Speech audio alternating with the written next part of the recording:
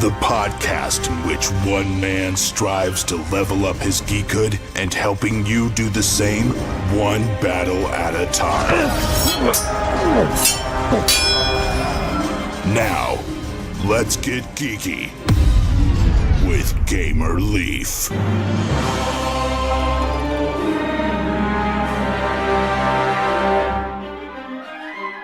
11 times 7 is 77. Sound familiar to you guys? It did to me, and it probably did to you. But that is the story of a math problem, as you can probably gather. And today we're lucky enough to have on the creator of Simply Clever Cards, Vegard, who is the mastermind and creator of that, Simply Cards, where you can play your favorite card game and learn math too. Is that right? Is that how you fit into line with the Vegard? That's perfect. Thank you for having me on, Blake.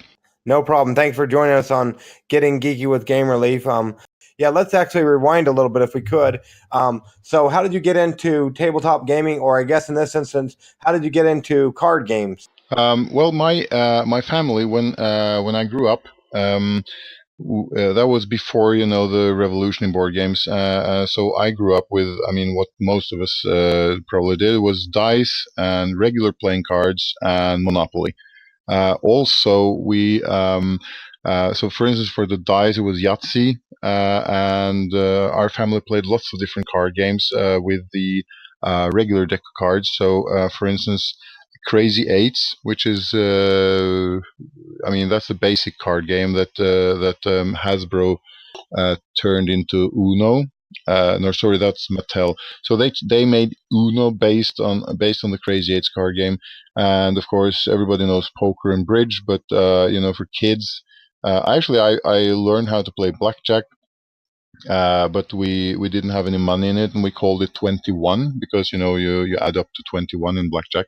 So and I also liked there's a game called Casino that also involves adding the values of the cards together. So there's a lot of math in these regular simple card games. For Crazy Eights or Uno, you just have to kind of match the card values, but then in other ones you add them up and so on. Also, you have War, great game for small kids, and you just have to compare the values, what is higher, what is lower. All of this stuff is really about, it's primary school math, it's kindergarten math. So I enjoyed those types of games when I was young. And the other thing that I did was, and I'm pretty sure a lot of the listeners will feel familiar with that. And that was, my parents were always complaining that I wouldn't play by the rules. I always wanted to make my own rules. So that's a budding game designer right there. There you go. Cool bean. So you talked of Crazy Eights becoming Uno. Is that what happened? Because I used to love Crazy Eights. I'm a big fan of Uno, though, but I used to love Crazy Eights, but it just all of a sudden disappeared. Is that what happened to it? Well, Crazy Eight's what you play with regular playing cards, and instead of these special cards, with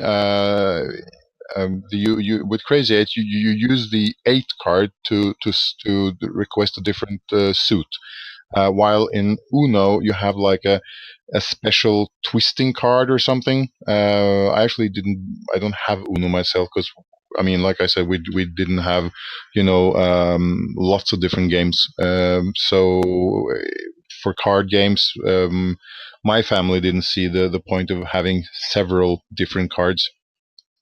So we did have a lot of decks of the traditional decks, because you need those for we played so much that you simply we just used them up, but they were always with us on the vacations or cabin trips, and it's very portable. Before, this was the age before internet and tablets and everything. So we played lots and lots of cards, really. And what I remember is, as a child, my mother would beat me flat out in any game, and for me, it was so much fun to visit our grandparents because her mother would beat her, and finally I could see, like, okay, So that was always fun. So did you ever end up winning your mom? Well, she still beats me actually, but from time to time I get the upper hand. Well, there you go. Does it have to be a certain game that you get the upper hand on, or? Of course, everybody has the games they enjoy more than others. I already mentioned some of the ones I like more, but of course, a game like Crazy Eights, it's a lot of luck involved. So when I talk about games where she wins, it's more advanced games. We played actually a game that we call the American, and that's just simplified bridge. So that was something we played a lot. Um, it didn't have the bidding, and basically just counted the number of cards, the number of tricks you made, and the first team to, or you played on various teams, and so you would get points for reaching your. I mean, you didn't have bids like in bridge, but you would say, with 4 players, you have 13 tricks. So you would say, okay, we'll play together and we'll do 7 tricks. So if you do that, you get 7 points, and then next time maybe you partner up with somebody else, and so on. And the first player to reach 52 points wins. So very simple game, but there's no luck involved. It's all about the bidding and the strategy and so on. And obviously, trying to play with adults when you're 7, 8, 9, 10, you don't really have a chance. But quickly, you realize how you should count the cards and remember which one has been played and which ones haven't, and so on and so on. And you got the trump color and all that stuff. So that basically, I grew up with really a very strong background, strong exposure to card games. Put down many hours in card games. So for me, creating a deck where you can learn a topic by playing, just regular card games. Really, you play your Crazy Eights or your um, bridge, or I mean, bridge is a little bit too specialized, but like I said, the simplified version of bridge, for instance, and then for those 13 different values that would normally range from ace to king, which is like 1 to 13. I made the values on this first deck go from 0 to 12, because 12 is a nice number, 13 is a prime number, and 0 is more useful if you're going to learn math. So you can start counting from 0. Well, there you go. And so to dive into that, by the time this releases, it'll be close to, or you're already launched or whatnot. So you have a new game coming or already on Kickstarter. What can you tell us about it?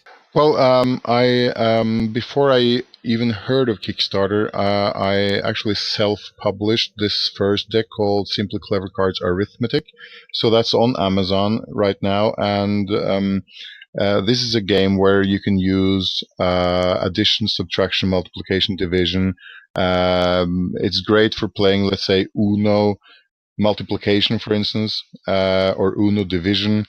So it's a kind of family game where, like I said, it's just a deck of cards. You can play any game with it, really.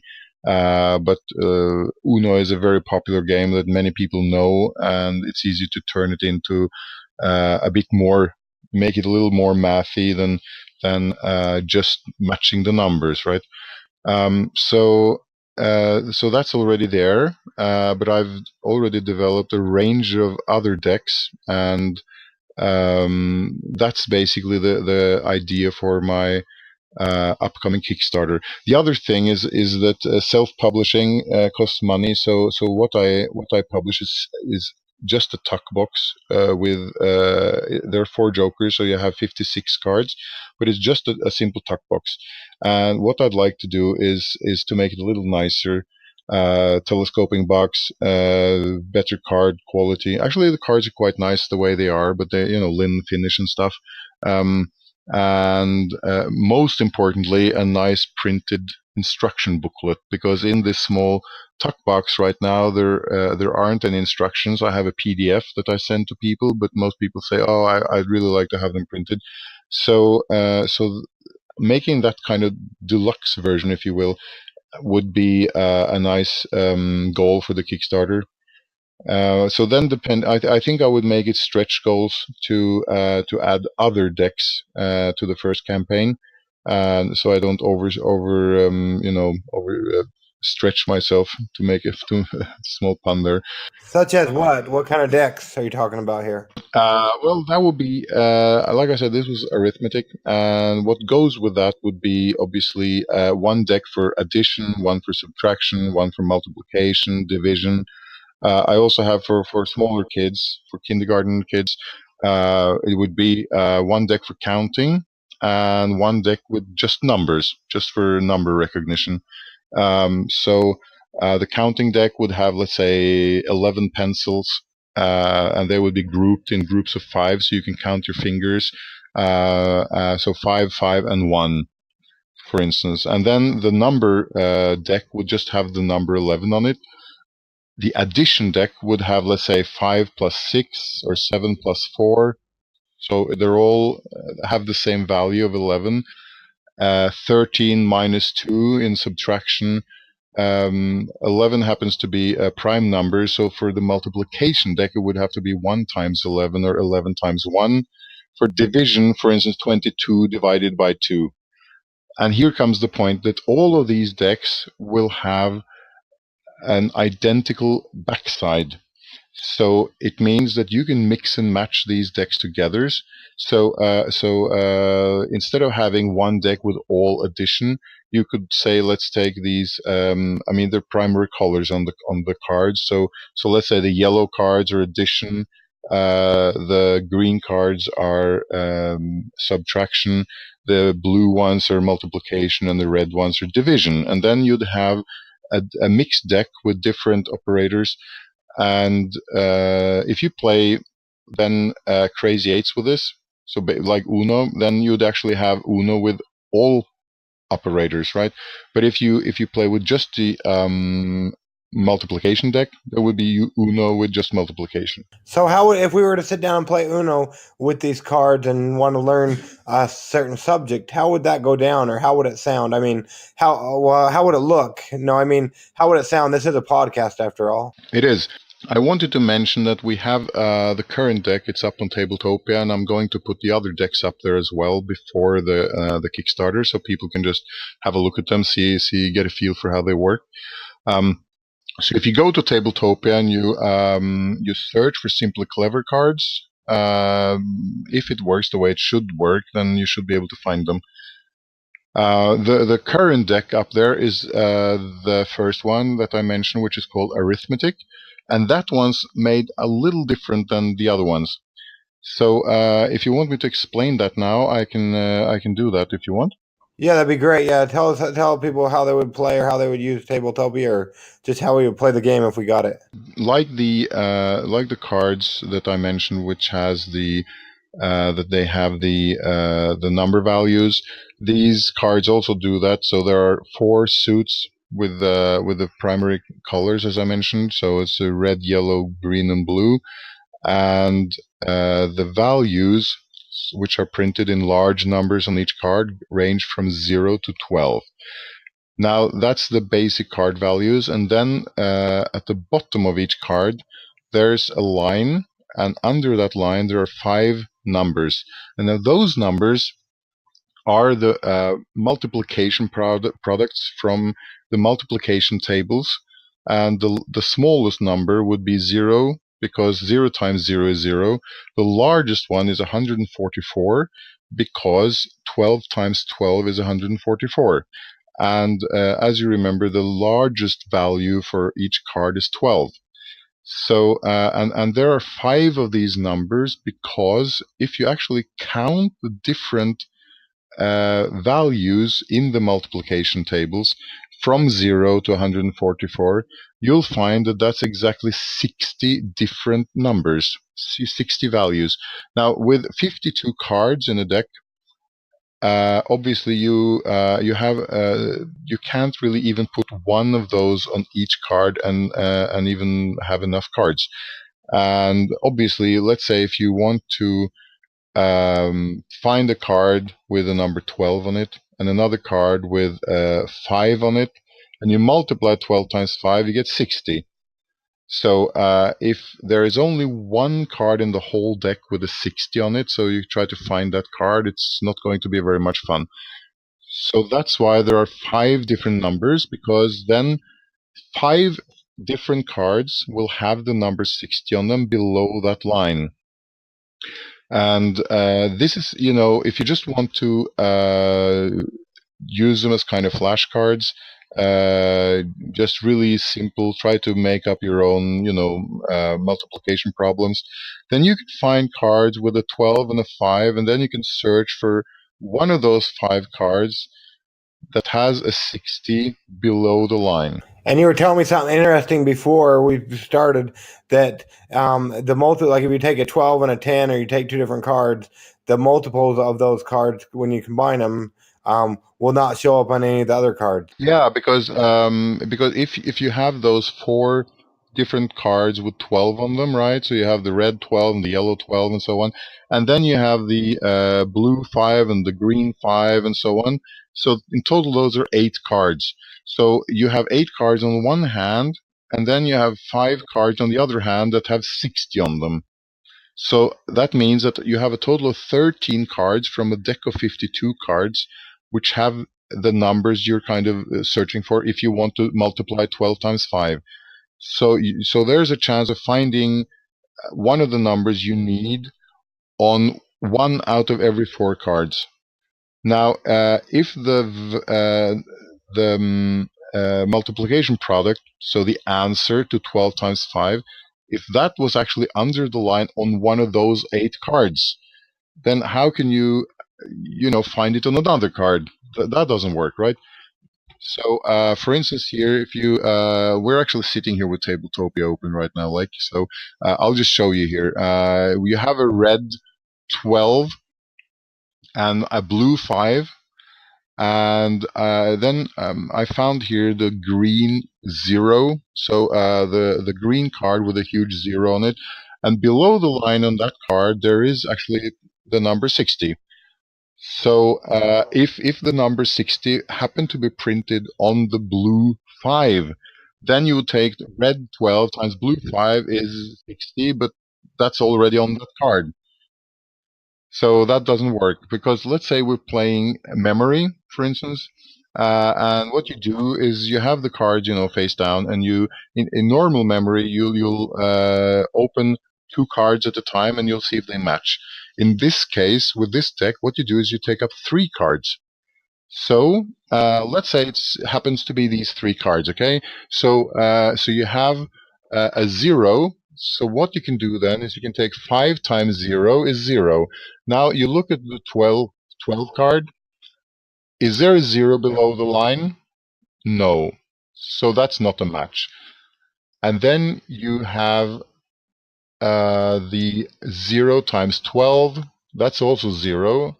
There is no 0 below the line on the blue 5 card.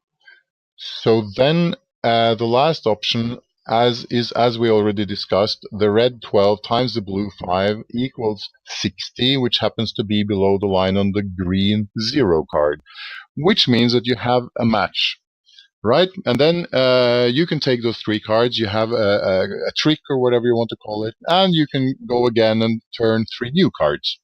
So that's how you can play memory, for instance, with multiplication in this case. And I was looking at the bottom of some of the cards that are the same numbers but different suits or different colors, like you said, and it looks like they have different 5 numbers on them. So that's kind of cool. This was kind of the fun part in designing these cards, that I had these Excel tables and generating random numbers, and then trying to figure out that none of the cards should have multiples of themselves. So basically, if it's in the multiplication table of 5, so 10, 15, 20, 25, and so on, it should not be below the line on any of the cards with a 5 on them, because then you can't find that result when you multiply the 5 with any other card. That's true. That's true. So yeah, it looks pretty fun, and we'll make sure we leave the links in there and everything.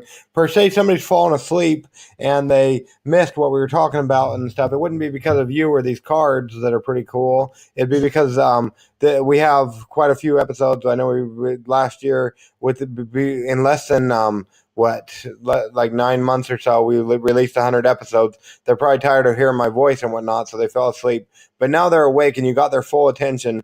Vegard, how would you describe this, or why should they back this, especially with all the other great cards and games they have on Kickstarter currently? If you're a parent and your kid either they struggle with math or they think math is fun, in both cases, playing their favorite card game, might be Uno, it might be Memory, it might be War, might be some other game I don't even know about. Then this is an inexpensive deck of cards that will allow you to play those games and play math at the same time.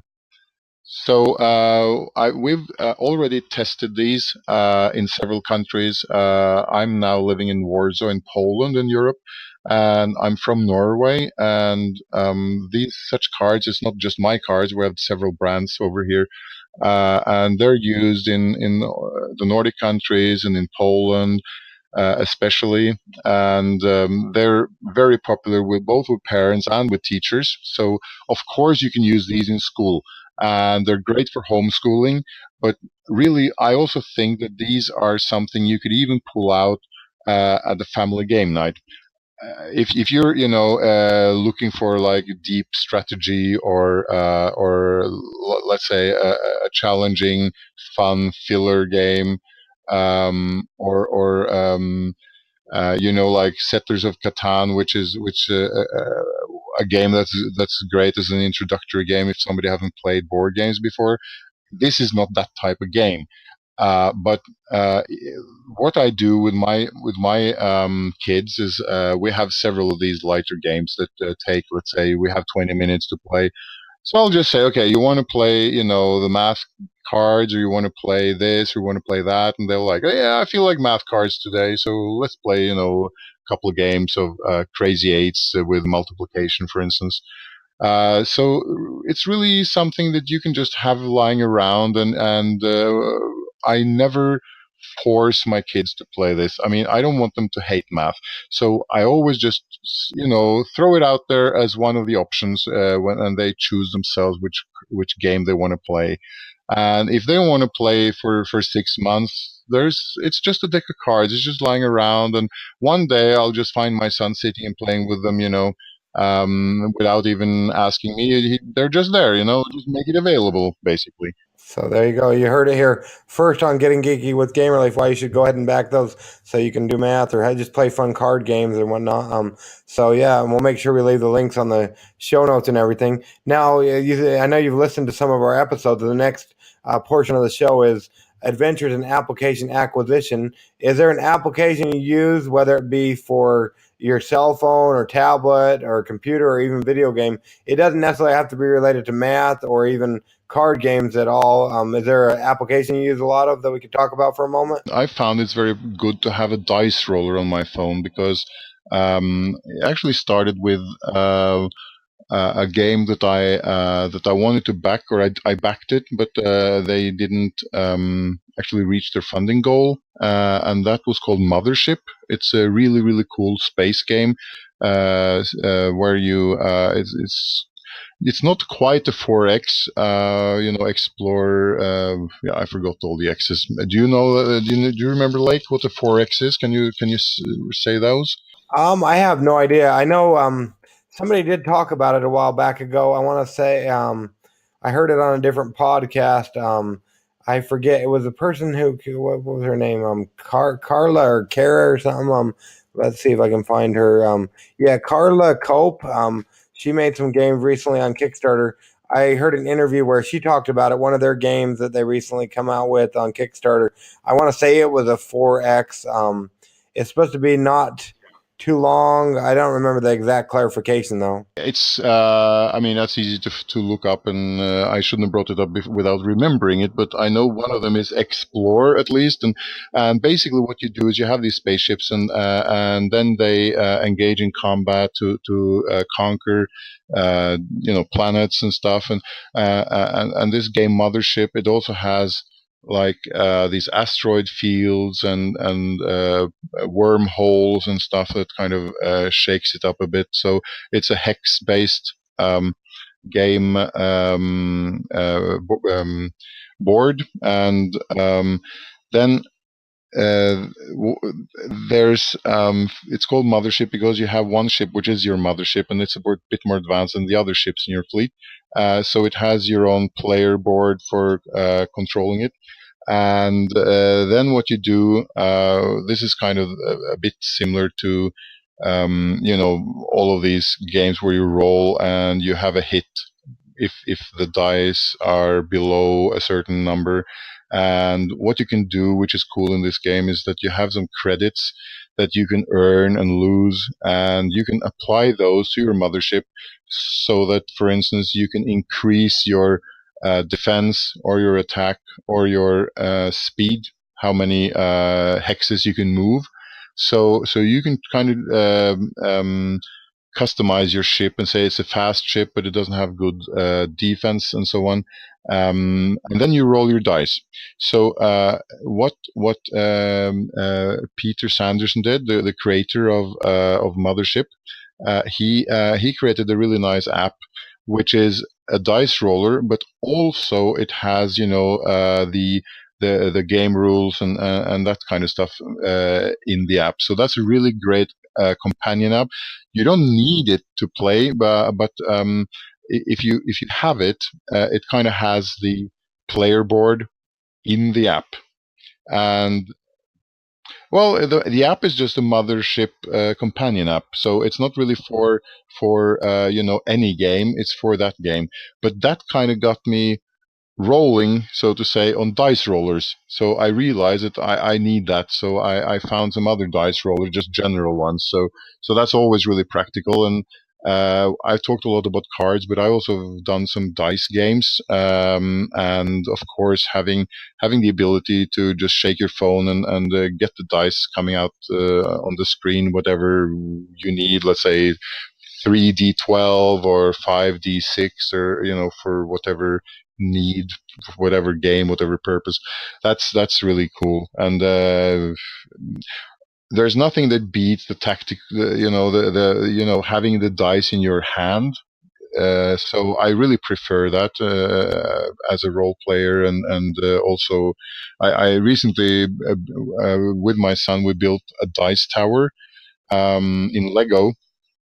Never heard of dice towers before I started frequenting all these Facebook groups for board games. It was almost a year ago, the first time I started, thinking seriously about doing a Kickstarter for my cards. And I figured, okay, I have to infiltrate these groups and figure out what's all going on.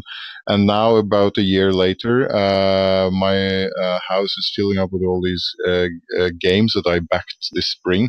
Kind of went a little above budget on that, but I'm thinking that's kind of research, because I've really learned so much, not just about how to run a Kickstarter, but also lots of great ideas for how to design games and what's important to people to. So hopefully when I launch, I'll try to avoid some of those first time, mistakes that people do. I'm sure I'll make plenty of other mistakes, because there's always a learning curve. But it's good to look and learn before you try yourself. Yes, sir, most definitely. So on those apps, do you actually shake your phone, or do you just push a button and it rolls? Well, I mean, there's tons of different ones, but one that I downloaded, I have an Android phone, so I think it's kind of, even if you don't have the dice in your hand, if you can at least shake your phone and it vibrates, it kind of gives you a little, haptic feedback is what they call it. And also, of course, my son loves it. You can change the color of the table and change the color of the dice, and you can have dot dice or number dice, whatever you want. And you just shake the phone a little, and you can kind of see the dice. They jump up in the air and they fall down, and it even has the sound of dice falling on the table. You can turn it off, of course, if it's irritating. Which is nice. I mean, with real dice, we used to sell school supplies, and they have these special silent dice, as they call them. They're made of foam. So obviously, they're not as precise and balanced as proper plastic dice or even whatever material you want. I mean, now I've seen all these metal dice, that you can get. I was in Essen this fall, and just to see some of those stands with just thousands of different dice was really, really cool. Yeah, so mine is making if we're going back to your app or whatnot, mine is making the app really real dice. What would you do to fix the app or make it better? With dice, well, I mean, the two apps that I mentioned, I just went and I just looked at a dice roller. Okay, I just went to Google Play, and there are lots of them, and it's really up to your own personal, preference. You can have one, a simple one. It's less demanding on your phone. Takes less memory. It's faster, maybe.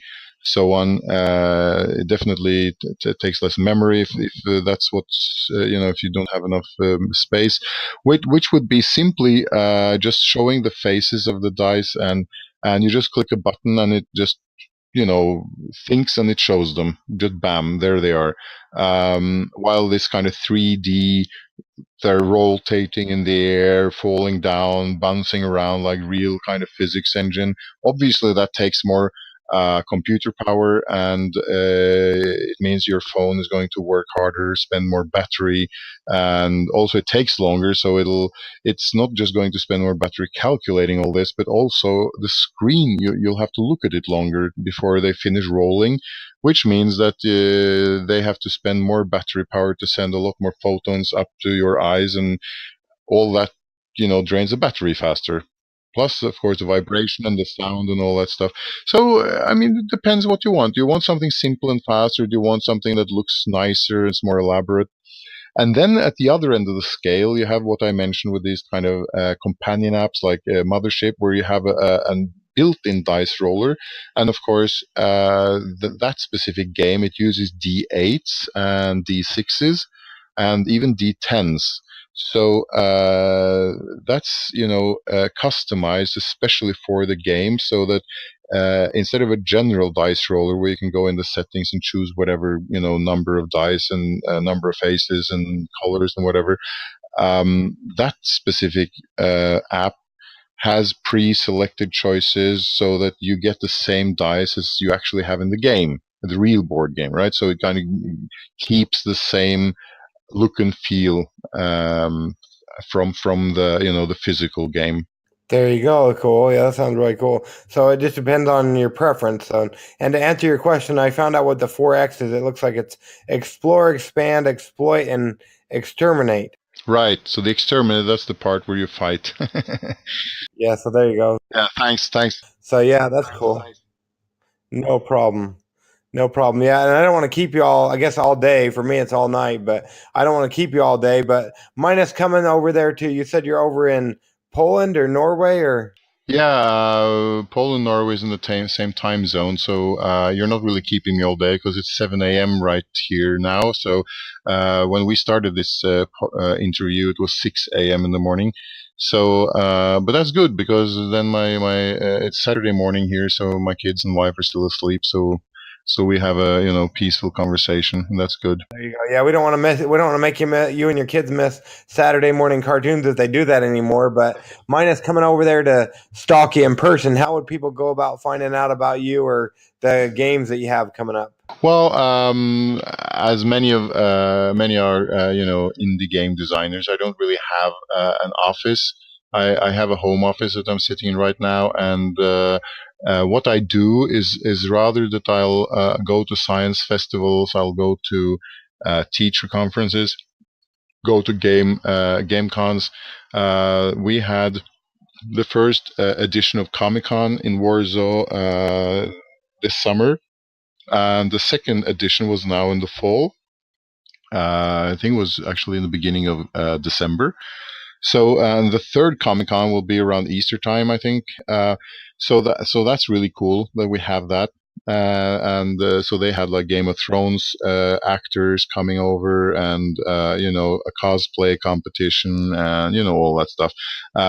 Board games and video games, and really the whole Comic-Con package. And there are also like board game festivals and board game cafes. It's the scene here is I think it's the same all over the world. The board games are just becoming more and more popular. So you're more likely to find me at one of those places than really. What we're also doing is we're getting our games into game shops. So you can just buy it, not necessarily from our own web shop or on Amazon, but also in stores and other web shops. Well, that'd be cool. And how do they find you online so they can find out more about Simply Card? Yeah, it's Simply Clever Cards. So if you type in Simply Clever Cards, you'll see that we spell our brand with a dot. So you get simplyclever.cards, and that's actually our webpage, simplyclever.cards.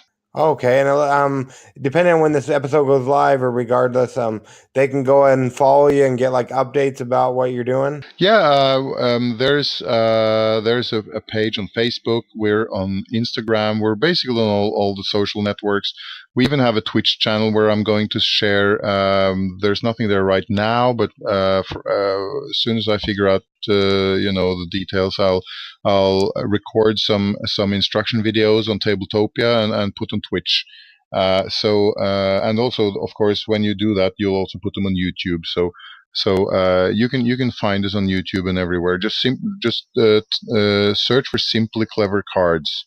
Okay, so yeah, and like I said, we'll make sure we leave the show notes up and everything. But yeah, we don't want to keep you all day. Make sure you don't miss those cartoons and whatnot. But we wanted to thank you for coming on, getting geeky with Game Relief. We really appreciate it. Thank you very much for having me.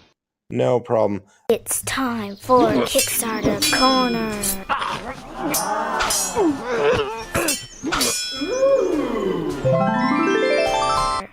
To begin now. You heard her, ladies and gents. Kickstarter Corner coming to you live. So, a couple games we have to bring to you are, first off, Swords and Sails, which just launched today. Earn your escape from the underworld, or launched yesterday, I guess. Swords and Sails, earn your escape from the underworld by fighting your former friends in this fast-paced combat card game. Get ready to get aggressive. They go through the 22nd of March. Check it out on the Kickstarters. Then we've got Infinities, Defiance of Fate. A strategic adventure game with resource management, map building, dice drafting, and infinite replay value for 2 to 4 players. We interviewed the creator of this a while back ago. Make sure you check out our interview if you forget anything or forgot anything. Then we've got Dungeon Allies, a worker placement game where dungeon dice are the workers. Check it out on the Kickstarters. This one goes through the 30th of March. Ascendant Destiny. This one is a flexible tabletop fantasy RPG game. A soon-to-be-published high fantasy tabletop RPG with 14 years of play testing and improving. We had the creator, Christopher or Chris, on a while back ago. Check it out. By the time you hear this, it'll be less than 48 hours, so you better get your game on and help them fund. They got just over $1,000 to go at the time of this recording, so go and back it, and you can be a part of this great adventure. Then we've got Lexicons of Dueling Japanese Katana. If you caught our interview on Monday, you would have found out more about this game. Plus, we've got a review coming up. A simple and complete card game that simulates martial combat in a most ingenious manner. They're getting really close to their goal, and they've got about 10 days to go. They end on the 3rd of March. Dead Till Dawn, a zombie survival horror card game. It's for 14 years older and 14 plus. Experience a unique zombie apocalypse storyline with your friends, full of choices, voting, chance, alliances, combat, and betrayal. Check it out on the Kickstarters. They go through the 24th of February, and they've funded. Yes, they have funded. So check that out so you can get a great game. Remember, it's for 14 years and older. It's a great Halloween thing to add to your Halloween collection. And it looks like you'll be able to, get that for next year's Halloween. Or, have it for this year's Halloween, actually, in fact. So that'd be exciting, wouldn't it? Then you got Arkon. Arkon is a fast-paced, non-linear strategy card game that employs a unique bidding-based resource system and multi-use cards. We went ahead and reviewed that, as well as had Casey Hill on the podcast, so if you want to listen to those, you can go back and do that. They go through the 3rd of March as well. Then we got Anklebiters, Pixies vs. Gremlins. Pixies and Gremlins face off in this light strategy, whimsical card game. They have funded, yes, they've overfunded. Check out the video if nothing else, it's great. They funded in 36 hours, and this project goes through the 8th of March, so get on the bandwagon and get a great, beautiful game. Then we've got Blockchain, the cryptocurrency game and action-based strategy game for the new millennium. Mine, hack, trade, and store coins to be the first one to fill your vault. They got about 3 days to go. Hopefully they relaunch if they don't make it. And we will, you know what happens next, don't you? Well, Kickstarter Corner's over, and you got to get on with your life, and we got to get on with our life. So, in the meantime, get geeky, stay geeky, and bring others into the geek fold. This is Game Relief, and we'll go ahead and catch y'all on the flip side. Game Relief out.